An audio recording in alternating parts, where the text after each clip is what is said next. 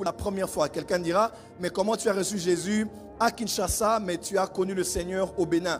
Au Bénin, comme tous les jeunes, 14 ans, 15 ans, j'ai commencé la vie de l'adolescence. Et à l'école où j'étudiais, qui a déjà fermé après mes investigations à Cotonou récemment, j'étais un jeune comme tous les jeunes. J'avais des amis camerounais, gabonais. Et c'est par un ami gabonais qui s'appelait Yvan, qui était jumeau. C'était un métis. C'est par lui que j'ai connu les sciences occultes. C'est par lui que j'ai été en contact avec des livres. Et à l'époque, je me rappelle, le livre « Il est venu libérer les captifs » était sorti de Rebecca Brown. Quand j'ai lu ça, c'est même lui qui l'avait. Il a dit, lis un peu ça. Et j'ai lu. Et comme j'aimais beaucoup la fiction, la spirit, je sais pas, j'étais un peu attiré par ça. J'ai commencé à lire des livres. Un de mes frères venait de l'Europe. Il était venu au Bénin et il faisait le yoga. Il faisait les histoires de voyage astral. Il y avait des livres avec lui. Et j'ai commencé à lire. J'ai commencé à découvrir des choses.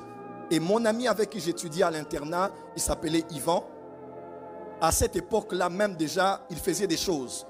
Et plus d'une fois, on avait une amie à l'école qui s'appelait Pamela. Et il était amoureux de Pamela. Il avait dit, je vais avoir Pamela. Et il avait fait quelques pratiques spirituelles. Pamela était devenue folle amoureuse de lui à cet âge-là. Et deuxièmement, j'ai vu même de lui à une époque, on devait aller faire le sport. On prenait les bus, on allait faire le sport dans un stade. Et il a dit, ce soir, je vais faire tomber la pluie. Il a fait des pratiques, papa. Et il a plu terriblement ce jour-là à Cotonou. Et même encore plus loin, une fois, il m'a dit, je viendrai vous visiter à la maison. Et nous, notre maison était dans un quartier qu'on appelle Evive. C'était là où se trouvait la résidence de l'ambassadeur du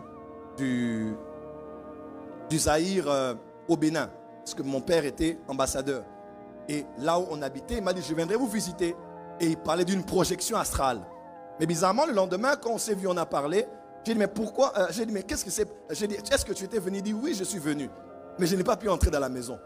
J'ai dit, oh, tu n'as pas pu entrer dans la maison, comment? Il m'a dit, non, je n'ai pas pu entrer parce que quand j'ai fait la projection astrale de là où j'étais, je suis venu dans la résidence de l'ambassade du Zaïre à l'époque.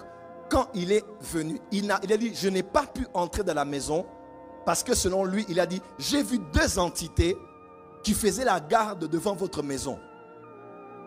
Et c'est eux qui m'ont empêché d'entrer dans la maison. Alors, je n'ai jamais compris cette partie de l'histoire parce que c'est plusieurs années après que le Saint-Esprit m'a parlé et m'a expliqué ce que c'était. Mon père ne connaissait pas le Seigneur, c'était un bon catholique, il croyait Dieu à sa manière. Ma maman qui était avec nous à l'époque dans la maison, c'était une témoin de Jéhovah, elle connaissait Dieu à sa manière, que je respecte aussi par rapport à sa foi. Et nous tous à la maison, on était dans les fétiches. Surtout mes frères et moi, on avait des fétiches.